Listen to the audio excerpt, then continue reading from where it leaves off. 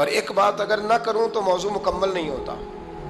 میرے نبی کریم علیہ السلام نے ایک دن صحابہ سے پوچھا بتاؤ بہترین عورت کون سی ہوتی ہے؟ کون ہوتی ہے؟ آکسفورڈ کی پڑھی ہوئی جی، پنجاب یونیورسٹی جس نے ایم فل کا مقالہ لکھا ہو، پی ایچ ڈی ہو جس نے پی ایچ ڈی کی ہو نمل یونیورسٹی سے، ایک کراچی یونیورسٹی کی ڈگری ہولڈر ہو کہ باہر سے ایم بی بی ایس کر کے آئی ہو، کون افضل ہوتی ہے؟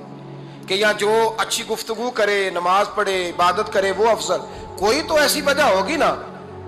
صحابہ سے حضور نے سوال پوچھا تو صحابہ نے بھی مختلف جوابات دیے۔ کسی نے کہا حضور پنجگانہ نماز پڑھنے والی، فرمایا بات تمہاری ٹھیک ہے پر تم میری مراد کو نہیں پہنچے۔ ایک نے کہا یا رسول اللہ صلی اللہ علیہ وسلم پردہ کرنے والی، فرمایا بات تمہاری ٹھیک ہے پر تم میری مراد کو نہیں پہنچے۔ ایک نے کہا حضور با پردہ عورت، فرمایا بات تمہاری ٹھیک ہے پر تم میری مراد کو۔ حضرت علی کہتے ہیں بیٹھا میں بھی تھا بیچ، لیکن میں بھی مراد کو سمجھ نہیں پا رہا تھا، حالانکہ شہر علم کے دروازے کا نام مولا علی ہے۔ فرماتے ہیں اس وقت اللہ کی حکمت تھی کہ جواب کوئی اور دے، تو حضرت علی کہتے ہیں قد بھی میرا چھوٹا تھا، بیٹھا بھی میں پیچھے تھا، تو تھوڑی گردن اور جھکا کے نا تو میں نکل گیا اور فاطمہ کے حجرے میں پہنچ گیا۔ تو میں نے کہا فاطمہ حضور نے ایک سوال پوچھا ہے تو صحابہ جواب دے رہے ہیں، پر حضور کہتے ہیں تم میری مراد کو نہیں پہنچے، ذرا جلدی سے جواب نہیں دیتی؟ تو خاتون جنت ہنس پڑی، فرمانے لگی میں جواب دوں؟ آپ کو بھی کہا ہاں دیں جواب کا کیا؟ فرمانے لگے بتاؤ سب سے بہترین عورت دنیا کی کون سی، سب سے بہترین؟ تو جناب فاطمہ کہنے لگی سادہ سا جواب تھا، آپ لوگوں کو آیا کیوں نہیں؟ کہا چلو بتاؤ۔ تو جناب فاطمہ فرمانے لگی دنیا کی سب سے بہترین بی بی وہ ہے جس کو نہ کبھی غیر محرم نے دیکھا ہو، اور اگلے لفظوں پہ غور کرنا، نہ کبھی غیر محرم نے اسے دیکھا ہو اور نہ اس بی بی نے کبھی کو غیر محرم دیکھا ہو۔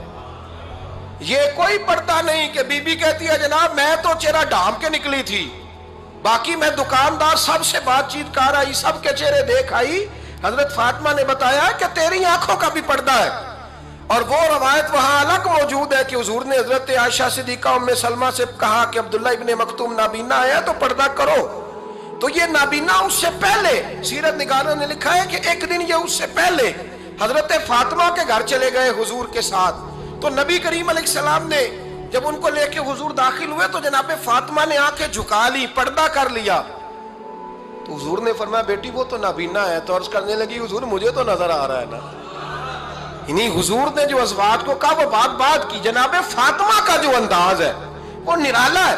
تو حضرت علی کہتے ہیں جناب فاطمہ نے جواب دیا کہ بہترین عورت وہ جس نے نہ کبھی غیر محرم دیکھا ہو اور نہ غیر محرم نے کبھی، وہ بی بی نے بھی کبھی غیر محرم بندہ نہ دیکھا ہو، دیکھا ہی نہ ہو اس نے۔ یہ پوائنٹ ذرا مشکل ہے، سمجھنے والا ہے۔ تو حضرت علی کہتے ہیں میں وہاں سے گردن جھکائی اور بیچ آ کے بیٹھ گیا، بات ابھی جاری تھی۔ حضور نے فرمایا آتا ہے کسی کو جواب؟ تو کہتے ہیں میں نے ہاتھ کھڑا کیا، میں نے کو حضور آتا ہے، تو حضور مسکرا پڑے، فرمایا چل بتا۔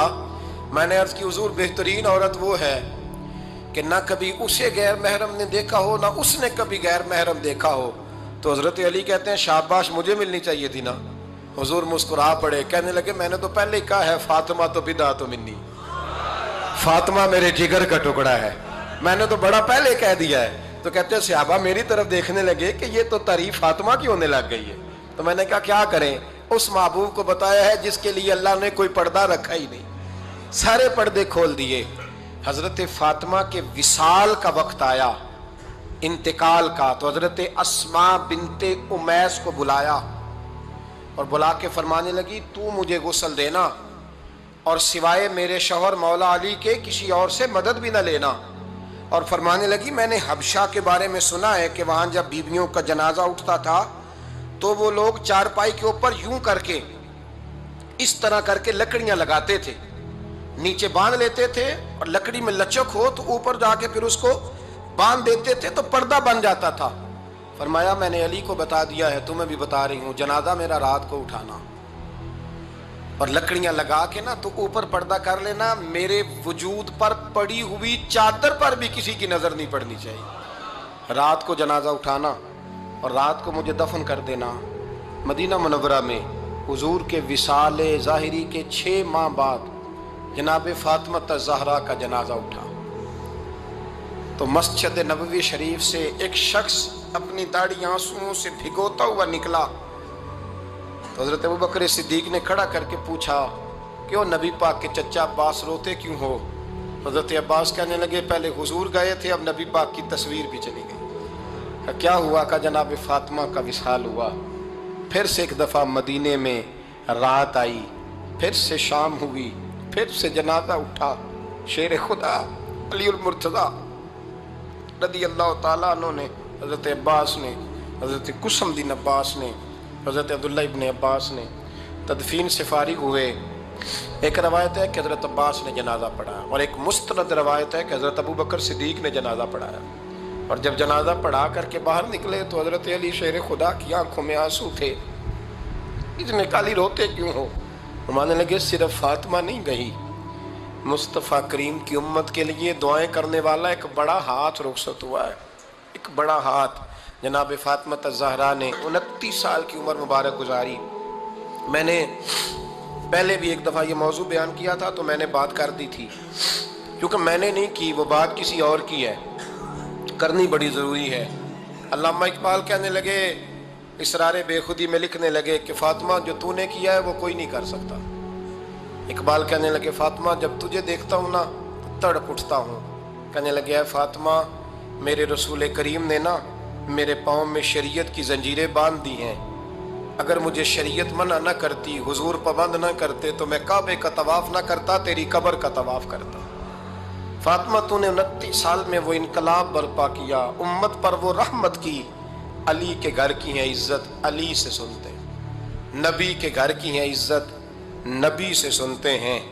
वो जिसने मुअज़्ज़ज़ किया घराने को, हुसैन पाल के जिसने दिया ज़माने को। और मेरे आला हज़रत फरमाते हैं सैयदा ज़ाहिदा तय्यबा ताहिरा। कभी आप अगला फिक्रा सुने ने तो बरेली के इमाम ने हद कर दी, फरमाने लगे जाने अहमद की राहत पे लाखों सलाम। जाने अहमद कहते हैं नबी पाक की जो जान है वो सैयदा फातिमा है। और सिर्फ जान नहीं, ये वो वाली हुजूर की जान है जिससे नबी पाक सुकून हासिल करते हैं, राहत हासिल करते हैं। जाने अहमद की राहत पे। और इसका एक तर्जुमा ये है कि नबी पाक की जान को सुकून हजरत फातिमा की वजह से मिलता। जाने अहमद की राहत पे लाखों सलाम। और हजरत हसनैन करीमैन का जिक्र करते हुए फरमाते हैं आप ततहीर से जिसमें पौधे जमे। हज़रत फ़ातिमा के बारे में कुछ रवायतों में ये आता है कि औरतों की तरह उन्हें हैज़ निफास नहीं आता था, अल्लाह ने पाक पैदा फरमाया।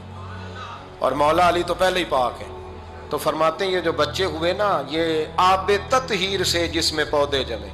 ये बरेली के इमाम की मोहब्बत है सैयदा फ़ातिमा से और हसनैन करीमैन से। क्या अंदाज है। कहने लगे आब ततहीर से जिसमें पौधे जमे, उस रियाज़े नजाबत पे लाखों सलाम। पीड़ा नू मैं सीने लावा ते मैं हसदी जावा। ओ पीड़ा नू मैं सीने लावा ते मैं हसदी जावा।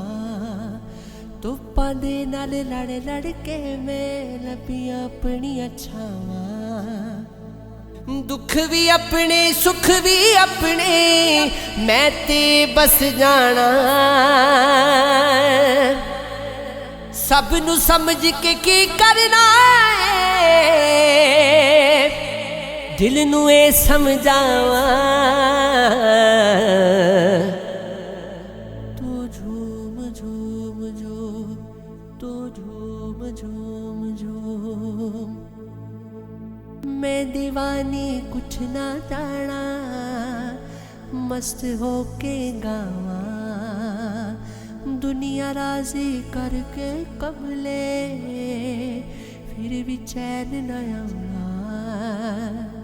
सारी खुशियां मिल जामन ते पीछे की रह जाना।